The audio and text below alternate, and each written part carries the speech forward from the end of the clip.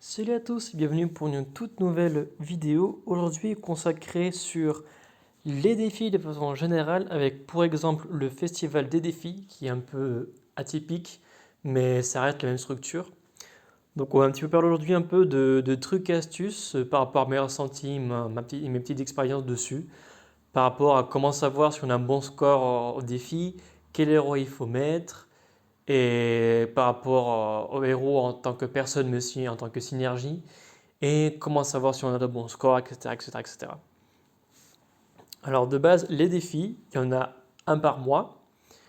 Dernièrement, ils ont fait un festival des défis en décembre pour la première fois, qui regroupe 4 défis du coup. Ça regroupe ceux de Pirates de Corellia, les Gardiens de Teloc, les Chevaliers d'Avalon, les Fables de Grimbois et du Pays des Merveilles.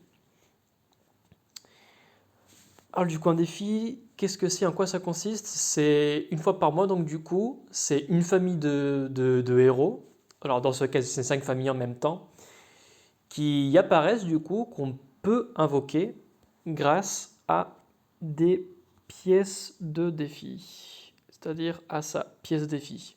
Donc il y a des pièces tours, il y a des pièces Atlante, il y a des pièces de Vala, etc. Donc là, du coup, au bout de 10 pièces, on a la capacité d'avoir un héros en invocation. Alors la particularité du festival des défis, c'est qu'il n'y a que des héros du coup des défis, c'est-à-dire qu'il n'y aura que des héros de la famille d'Avalon, de la famille de Grimbois, de la famille des gardiens, de la famille des pirates et de la famille des merveilles. Donc ça c'est cool, du coup c'est un portail qui est assez bien. Lorsqu'il n'y a qu'une seule famille, vous avez la possibilité d'avoir du coup les héros de la famille, mais aussi, et en grande proportionnalité, des héros de la saison 1. J'ai plus les pourcentages en tête, mais grosso modo, vous voyez les portails de la saison 2, 3 et 4, où on a, je vais dire une bêtise, 74% de chance d'avoir un 3 étoiles de la saison 2, par exemple, et 20% d'avoir un héros 3 étoiles de la saison 1.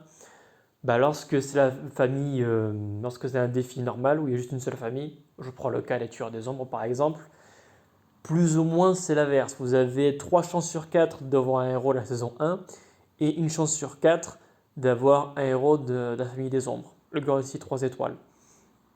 Et donc, vous avez compris, la probabilité d'avoir un héros légendaire du coup est très très très faible. La probabilité d'avoir un héros épique est de 10%, je crois, si je dis pas de bêtises, qui est équivalent à la chance d'avoir un trop épique. Voilà. Donc normalement, c'est assez dur à obtenir. Mais dans le Festival des défis, vous êtes garanti d'avoir que des héros du Festival des défis. Et donc ça, c'est un bon plus. Ce qui te permet d'avoir des héros tout de même un peu plus adéquats. Alors, c'est pas pour dire que les héros ils sont banals, mais en termes de stats, ceux-là, ils sont certains meilleurs que d'autres. Mais surtout en termes de CS, ici, on a des CS plus uniques et plus intéressantes. Notamment, je vous renvoie du coup sur la vidéo que j'ai fait ce matin même par rapport aux 5 futurs costumes qu'il y a à voir, Chevalier Noir, Tracassin, qui sont des héros en soi qui datent, mais qui ont chacun des CS très uniques qui les font très très forts. Donc ça, c'est par rapport du coup aux héros. Alors, qu'est-ce qui se passe par rapport d'un festival de défis ou d'un défi? Alors, dans un défi, on a 15 étapes en rare, épique et légendaire. Dans le festival des défis, il y en a 10 par étape. Et normalement, dans les défis normaux, il y a juste la barrière élémentaire qui s'applique. C'est-à-dire qu'à chaque étape, vous voyez ici, si par exemple, alors ici, ce n'est pas écrit, vous voyez sur le côté, il y a le bouclier sombre. Donc du coup, dans cette étape-là, il y aura la barrière élémentaire sombre. L'étape 2, barrière élémentaire sacrée, etc., etc. Dans le festival des défis, vous voyez ceci. Dans les défis normaux, c'est juste une barrière élémentaire pour tout le défi. Donc c'est un peu plus simple, j'ai envie de dire, la construction. Et il n'y a pas ce petit, on pourrait dire, malus qu'il y a dans le festival des défis. Ça, c'est propre au festival des défis, mais dans les défis normaux, ça n'existe pas. Aussi, pour continuer la suite, vous avez sans doute remarqué que le score qu'on obtient en rare est inférieur au score qu'on obtient en épique, qui est lui-même inférieur au score qu'on va obtenir en légendaire. Rien qu'à regarder la première étape, ici j'ai gagné 71 000, ici 95 000 et ici 131 000. Également, vous voyez que les étapes sont du coup à plus grand coup. En rare, on fait de 2 à 6, ici de 3 à 7 et ici de 4 à 8. Alors, quel est l'intérêt d'avoir plusieurs niveaux? Ça permet dans la récompense, dans tous les cas, même si vous avez un classement qui est pitoyable, tant que vous avez fini le niveau complet, par exemple le niveau rare complet, vous avez récompense d'achèvement de catégorie. Donc ici, vous obtiendrez 3 pièces de défi. En épique, vous en obtenez 5. En légendaire, vous en obtenez 7. Du coup, ça fait un total de 5 et 3, 8 plus 7, 15. Donc vous avez 15 pièces, ce qui fait que sur 2 défis, vous avez 30 invocations gratuites. Une garantie, ce qui est très cool. Ou alors, sur un seul défi, si vous avez 15 pièces et 5 coffres monstres, pour les appeler comme ça, qui ont des ennemis rares qui peuvent apparaître, vous pouvez avoir 2 invocations. Parce que les pièces, en tout cas, je ne sais pas vous, mais moi, j'ai jamais obtenu le rang 100 en légendaire, ni le rang 500 en épique, ni le rang 1000 en rare, ça m'est jamais arrivé. Donc moi, les pièces, je les gagne uniquement ici. Donc à la longue, il faut quand même bien faire le cumul. Et voilà. Et tout l'intérêt aussi de finir ça sur plusieurs catégories, c'est que vous gagnez des flacons d'énergie, vous gagnez des matériaux d'évolution qui sont bien, des matériaux d'évolution de 3 étoiles, ici norme divinatoire, et surtout un joli pactole d'emblèmes. Ici, druide et voyou, ici, encore druide et voyou, et ici, nous aurons combattant et ranger, avec plus de matériaux d'évolution de 3 étoiles. Donc, c'est tout l'intérêt des festivals des défis, c'est même si vous en bavez corps et âme, que c'est giga dur de terminer, tant que vous finissez, vous aurez des récompenses très généreuses qui vous sont garanties. Et d'ailleurs, les emblèmes, on n'obtient que lorsqu'on finit la catégorie, on n'obtient pas même au top 1. Alors ça, c'est un peu pour présenter un petit peu les festivals de défis, les défis en général. Les récompenses se construisent de la même façon. Donc plus vous êtes haut, plus du coup vous avez de récompenses en quantité et aussi en qualité. Notamment si vous êtes le top 1, donc si vous êtes le premier, vous aurez même un héros avec son costume. Donc là, il n'y en aura qu'un seul qui sert du coup le rose élu, donc c'est pas gagné, mais il y a la possibilité. Si vous êtes arrivé, dites-le moi, mais moi en tout cas, je suis à peu près d'y arriver. Alors du coup, comment savoir si on fait un bon score? Alors là, du coup, j'ai un très bon exemple entre le rare et l'épique. Le score, plus on avance dans la catégorie, plus on a la possibilité de faire un score élevé. Pourquoi? Parce que la difficulté, elle augmente et donc du coup, le score aussi. Ce qui fait que si de 1 à 10, mon score, il augmente, il est en croissance, ça veut dire que dans une moyenne générale, chaque étape que j'ai fait, je les ai bien fait. Ici, à l'occurrence, on peut voir que c'est le cas. Vu qu'il y a tout qui est en crescendo, je pourrais, je pense, améliorer l'étape 8 et l'étape 10, et surtout l'étape 10, vu que là, il n'y a pas beaucoup de différence. Mais, tout de même, vu que c'est un crescendo, ça montre que j'ai bien réussi. Et au contraire, en épique, on peut voir que c'est plus, moins. Donc là, du coup, on voit très clairement les étapes où j'en ai bavé. Donc là, par exemple, on voit que l'étape 4, on voit que j'en ai bavé. On voit que l'étape 6 et 7, c'est difficile. On voit que l'étape 9, j'en ai un petit peu bavé. On voit que l'étape 10, j'en ai, là, grosse chute totale, j'en ai particulièrement bavé. Ce qui fait que, si vous désirez être haut dans le classement, et moi, parlant pour moi, dans mon exemple, si je désire avoir un classement plus élevé, je vais pas refaire l'étape 2, par exemple, vu qu'elle est déjà très bien. Je ne vais pas refaire non plus l'étape 3, vu qu'elle est déjà très bien. Mais par contre, je vais refaire l'étape 4, parce que je sais que je peux mieux faire. Je vais refaire l'étape 6 et 7, parce que je sais que je peux mieux faire. Et je vais également refaire l'étape 10 parce que là, ça saute aux yeux, je peux largement mieux faire. Donc si j'ai envie d'avoir un classement plus élevé, je travaillerai dans ces étapes parce que c'est là où j'ai le plus de marge pour avoir plus de points. Ici, au niveau horaire, qu'est-ce que je ferai?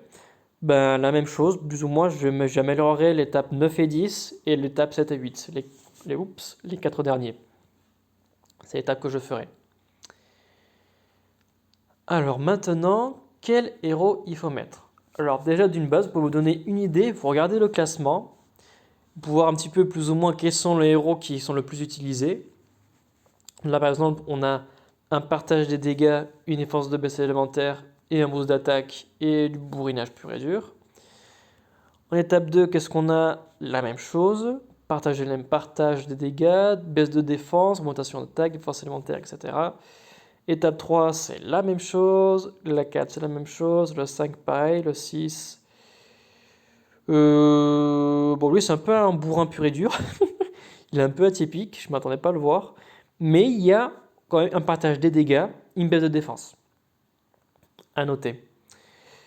Là, alors ce combo, je le trouve assez bête. Ah non, lui augmente l'attaque, donc en fait non.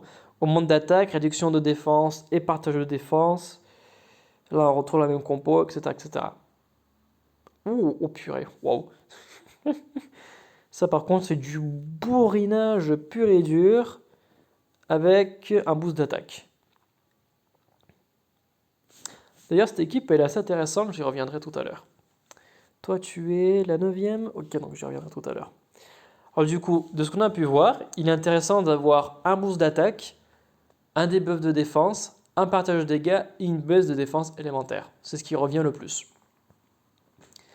Alors, dans mon cas, moi, le seul baisse élémentaire qu'il y a d'ailleurs, qui existe d'ailleurs en 3 étoiles, bah, c'est Nordré du coup, le bleu. Pourquoi je ne l'ai pas utilisé? Parce que je considère que je n'ai pas forcément de bons héros 3 étoiles bleus. J'ai Poussin Junior, mais ensuite ça s'arrête là. Du coup, je n'ai pas de 3 étoiles bleues qui vont dire qu'ils sont montés. J'ai Ulmer en costume que je n'ai pas encore monté, que je pourrais dans ce cas-là. Mais parlant de ce que moi je peux faire par rapport à mon niveau, je parlerai pour moi. Ça, c'est une équipe que j'ai mis le plus. Et pourquoi c'est l'équipe que j'ai mis le plus? Parce que vous avez remarqué que Maléficabre, Phonicus et Beauchamp ont un petit plus 20%. Ce qui fait qu'en fait, les héros de la famille ont un bonus. C'est-à-dire que si j'aurais des héros de la famille ici, on voit d'Avalon, de la famille des merveilles. Qu'est-ce que j'ai d'autre? De la famille des gardiens, famille de Gramois, famille des pirates. J'en ai pas mal, purée d'ailleurs. Ils obtiennent, en fait, de façon passive, ils vont obtenir 20% d'attaque, 20% de défense, 20% de santé, et en plus, ils percent les barrières élémentaires. Ce qui fait grosso modo, parlant pour Phoenicus, qui lui, il n'a pas d'emblème, grâce à ce bonus de famille, du coup, il obtient 100 d'attaque, 100 de défense et 100 PV et des poussières de plus. Ce qui fait que, parlant pour l'attaque et la défense, ce qu'il obtient grâce au bonus de famille, c'est plus ou moins un équivalent de s'il était emblémé. Parce que si moi j'ai envie d'obtenir, on va dire 100 attaques, là j'ai 1, 2, 3, 4, 5, là on va dire 6, du coup 6 x 15 ça fait 60, 90, voilà, ça équivaut à si je l'aurais emblémé max attaque, ou alors si je l'aurais emblémé max défense. Les PV par contre ça reste mieux vu que là c'est du coup par 36 l'augmentation. Ce qui fait que là, même s'il n'a pas d'emblème, je mets Phoenix, il a largement fait l'affaire. Parce que du coup, il augmente l'attaque de tout le monde de 50%, sauf lui. Et il augmente la génération de mana, ce qui est très intéressant pour Maléfica, parce que du coup, ça fait que du coup, il n'est pas si lent que ça. Et de toute façon, j'ai également Beauchamp qui lui aussi augmente la génération de mana, et ce pour 4 tours, ce qui fait que Beauchamp, une fois que je l'utilise, après Phonicus, ça va faire que Phonicus réactive sa compétence plus rapidement, ainsi de suite, et ainsi de suite. Voilà. Et surtout, le gros avantage, et surtout dans le festival des défis, d'avoir des héros de la famille, ils percent la barrière élémentaire, et franchement, à l'étape 5, à l'étape 10 lorsqu'on est à la ligne du Pays des Merveilles, où tous les 3 tours, les éléments changent. Je peux vous dire que d'avoir des héros qui, peu importe leur élément, vont ignorer la barrière élémentaire, je peux vous dire que ça fait une grande préoccupation, au moins pour le puzzle. C'est même beaucoup mieux. Ce qui fait que, en fait, simplement, j'ai toujours eu quelqu'un, Kurt Magnificable, qui débuffe la défense comme un taré, et ce pendant 6 tours. J'ai en contrepartie Phoenicus qui lui augmente l'attaque de 50%, et j'ai à côté une puppy qui, elle, fait très très mal. Et Melia qui, elle, du coup, permet de faire plus de coups critiques, ce qui donc booste les dégâts de tuiles grandement, et qui en plus, elle a une bonne stack d'attaque pour à partir de la saison 2, donc c'est aussi quelque chose de très potable. Donc ça, c'est mon équipe, donc du coup, je l'ai construite de cette façon pour pouvoir baisser la défense des ennemis, augmenter l'attaque de mon équipe, augmenter les dégâts de tuiles avec les coups critiques. Donc ça, c'est sur les 3 axes sur lesquels j'ai travaillé et que j'ai obtenu gratuitement. D'ailleurs, ceux qui ont vu mes évocations, vous avez vu que j'ai eu Maléfica lors d'une vidéo que j'ai montrée en décembre justement. Phoenicus, je l'ai obtenu après à force de vaincre des monstres, des coffres monstres. Et Beauchamp, je l'ai obtenu, ça fait des lustres. Donc, en étant free, du coup, je suis dans les 10 000 premiers et je pense que je vais y rester, vu qu'il y a 2 jours, j'étais dans les 4000. Donc là, je pense que je vais y rester. Ça reste un bon gain en tout cas. Hop là. Et parlant pour les pics, là par contre, ça se corse un petit peu, vu que on remarquera qu'en rare, c'est beaucoup plus facile. Du moins, moi je trouve que c'est beaucoup plus facile la catégorie rare. Par contre, la catégorie épique, elle est déjà nettement plus coriace.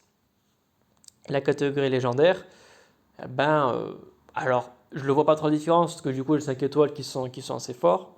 Donc, j'ai une équipe qui est quand même assez costaud, mine de rien. Par contre, en épique, c'est encore assez mitigé. D'ailleurs, vous remarquerez que j'ai eu un très bon score à l'étape 8, avec malgré tout 2 héros. Donc là, on voit encore une fois, Gardien Faucon et Gardien Chacal, qui n'ont aucun emblème. Boltuck, il a à peine 3 emblèmes, donc c'est... Qu'est-ce qu'il a? Voilà, il a un peu plus d'attaque et de défense, mais ça s'arrête là. Donc 4 étoiles, je n'ai pas une équipe qui est très solide. J'ai privilégié les bonus de famille. Et d'ailleurs, j'en profite pour dire que il est vrai que Gardien Faucon, lui, la bonus de famille qui fait qu'il ignore la barrière élémentaire. Mais vu que du coup j'ai 3 rouges, du coup on voit bien que du coup ils ont chacun 3 troupes différentes. J'ai une chance sur 3 d'ignorer d'ignorer la barrière élémentaire parce que Colin et Boldusk, eux, ne l'ignorent pas. Et ce qui est aussi un peu triste et dangereux, c'est que par exemple, s'il y a une tuile de Colin du coup qui frappe l'ennemi, ça va du coup renvoyer les dégâts sur lui, sur Boldusk, mais aussi sur le gardien faucon. Donc c'est soit tout le monde ignore, soit tout le monde prend. Donc c'est quelque chose que j'ai appris et je trouve très intéressant que je tenais aussi du coup à vous communiquer. Autre chose que j'ai appris, alors pas par expérience, mais que j'ai appris en regardant une vidéo de Chou lors du dernier festival, c'est que lorsque vous faites le partage des dégâts, si jamais vous, alors moi exemple, voilà sur lui, sur Gunner, si vous faites le partage des dégâts sur tous les ennemis, les coffres, vous pouvez les détruire même s'ils sont protégés. Il vous suffit de frapper un copain à droite ou à gauche, et du coup le partage des dégâts va faire qu'il y a quand même support des dégâts. Donc à noter. Et je voulais revenir du coup sur elle, sur l'étape 9, ce qui fait que elle, en fait, je pense aussi qu'elle a privilégié cette équipe parce que du coup, ils ont tous le bonus de famille, du coup, ils ont tous plus 1% d'attaque, de défense et de santé et ignorent la barrière élémentaire. Donc grosso modo, c'est tous des gros bourrins de service. Maléficarbe qui... Tu sais, il a accès attaque aussi, Maléficarbe. Moi, je l'ai accès défense perso. Mais il est assez régulier d'ailleurs, c'est intéressant. Et voilà, du coup, lui, il est axé sur la CS plus rapide, du gros dégâts et du bim bam boum. Avec des troupes d'ailleurs, tous niveau 15. Donc, il a que les troupes qui sont offensifs. Lui, c'est très clairement un booster à fond à fond. Donc lui, par exemple, la puissance de l'équipe, elle ne prend pas compte le plus 20% quand tout le monde, mais je pense que la puissance de l'équipe, elle monte facilement à 3600, je pense, facile, voire plus, voire plus. Donc d'où l'équipe qui... c'est sur YouTube, elle aussi d'ailleurs, d'où l'équipe qui m'intéressait. Jekyll and Hyde. J'ai peut-être jeté un coup d'œil voir s'il a fait une vidéo avec son équipe. C'est intéressant. Et voilà, en tout cas, c'est à peu près tout ce qui me vient à l'esprit à propos de quel héros utiliser. Donc, valoriser les héros du coup, qui sont de la famille du défi ou alors issus du festival des défis. Parce que du coup, ils seront plus forts. Et surtout, il y a la barrière élémentaire. Après, encore une fois, là on voit très bien dans le classement, là il n'y a personne qui est de la famille, là non plus, là non plus, là non plus, là non plus. Et là non plus, et là non plus, et là non plus, et là non plus, là on prend au pif non plus, on en prend notre au pif non plus, notre au pif non plus, et non plus, et non plus. Bon bah du coup mon conseil il tient pas par l'appui du top 100, ironiquement, mais en tout cas dans l'aspect théorique, ils sont priorisés, mais encore une fois, la force ne remplace pas la synergie. Donc, par exemple, ici, par exemple, les top 9, là, c'est juste parce que c'est du bourrinage pur et dur, alors que tout le reste, c'est dû du coup à la synergie qu'ils ont cherché. Donc là, pareil, on fera encore une fois la petite nuance. Et voilà, dans la saison 3, personne, du moins, lorsque vous avez des héros qui sont assez élevés, on peut se passer facilement de héros qui soignent. En tout cas, moi, je m'en passe très facilement, sans aucun souci. En 4 étoiles, je fais plus ou moins 100, mais j'ai quand même Boldusk, mais des fois je l'enlève. Mais quand je l'enlève, il faut que je fasse très très gaffe. Et pour l'instant, en légendaire, alors je l'ai, mais c'est surtout pour les tuiles à l'occurrence, pour Alexandrine. Équipe du tonnerre. D'ailleurs, ici on voit le top 1, il y a pas de healer par exemple. Là, on voit le top 2. Pas de healer non plus. Top 3 non plus. Top 4. Au top 4, c'est incroyable, hein. Il y a Gunnar en légendaire. Et le mec, il est. C'est vraiment un exemple très flagrant. On peut vraiment voir que c'est plus la synergie qui compte qu'autre chose. Là, il a mis Jot pour augmenter justement les dégâts de tuiles aussi. Le Commodore, sans doute parce qu'il est rapide et fait beaucoup de dégâts. Lui, c'est pour augmenter les dégâts. Et lui, c'est parce qu'il réduit la défense élémentaire. Donc là, c'est très joli. Très bonne équipe. Vraiment, là, c'est vraiment l'intérêt plus de la synergie qu'autre chose. Parce qu'en soi, il a juste 2,5 € étoiles, mais malgré tout, il est quatrième. Donc, G, cœur, M, étoile, DHV, truc machin chouette. Bah écoute, chapeau, très belle équipe. Et là, on revient sur un peu plus bourrinage. Tes rubis, purée, il a des stats de fou. Etc, etc. Oh, BT, Héloïse. 1004, magnifique. Bon, bref, on n'est pas là pour contempler la beauté de tout le monde. Et voilà, la seule chose que je pourrais vous conseiller, quelque chose que moi je note dans un coin de ma tête, c'est dans quelle étape j'ai déjà eu le coffre monstre. Parce que du coup, le coffre monstre, par chaque coffre monstre détruit, vous avez 5000 points. Une vidéo que j'ai publiée hier, très très courte, j'ai montré qu'on peut avoir plusieurs coffres monstres dans une seule étape. Donc du coup, dans ma tête, je note par exemple dans cette étape, je dis une bêtise, je sais pas, je prends une étape au pif, par exemple, pap, celle-là par exemple, j'ai un bon score parce que je sais que j'ai eu deux coffres monstres, par exemple. Bon, c'est pas celle-là, mais c'est juste un exemple. Et voilà. Et voilà. Est-ce que ça vaut la peine de le faire? Alors oui, ça vaut vachement la peine de le faire. Dans tous les cas, pour les emblèmes, peu importe le classement et peu importe si vous êtes le dernier du jeu, tant que vous le finissez, vous aurez vos emblèmes et vous aurez des matériaux d'évolution qui sont quand même assez sympathiques. Ce n'est pas les meilleurs qui soient, mais ça reste des matériaux qui sont à prendre parce qu'ils sont 3 étoiles et donc assez durs à obtenir. Et mon conseil par rapport aux invocations, c'est de le faire seulement Alors déjà, je valoriserai le Festival des défis parce que du coup, on est sûr d'avoir que de bons héros. Mais bien sûr, si vous voulez, j'ai une bêtise, vous voulez par exemple Falling, qui est du cirque étoilé, bah, du coup, libre à vous de garder les pièces que vous gagnez ici. Et ensuite, lorsque ce festival apparaîtra, bah, du coup, tout utiliser sur ce festival-là. Moi, par exemple, pour ce que je suis en train de faire, moi, mes pièces, par exemple, je les garde, donc pour l'instant, je ne les utilise pas. Actuellement, j'ai réussi à en avoir 72 que j'ai vaincu pas. Le coffre monstre, cette fois-ci, la fois passée. Et surtout, bah, j'ai déjà fini aussi 2 étapes, du coup, on a déjà quelques pièces de gagner. Moi, perso, voilà, moi, la Dame du Lac, si je pouvais l'avoir, bien sûr, je serais le plus heureux du monde. Mais surtout, moi, ce qui m'intéresse, qui va apparaître plus tard, ça va être où est-ce que tu te caches, ou enfin, où est-ce que vous vous cachez d'ailleurs. Je suis très intéressé par le Chevalier Noir en costume. Pareil, je voulais voir la vidéo, je ne vais pas trop m'y attarder. Que je vais publier ce matin, qui est d'ailleurs à la une sur ma chaîne, comme ça vous ne risquez pas de la manquer. Et également Tracassin, qui pareil, son costume m'intéresse beaucoup. Mais par exemple, si j'aurais été intéressé par le lapin blanc ou alors par Marie-Thérèse, là j'aurais déjà fait mes invocations. Voilà. Donc ça c'est mes conseils pour mes invocations, qui sont valables d'ailleurs pour tout ce qui est rose, pour tout ce qui est événements saison 2, saison 3, saison 4 et autres. Hein. Valoriser les événements où vous avez les héros à la une qui vous intéressent pour privilégier les chances de les avoir.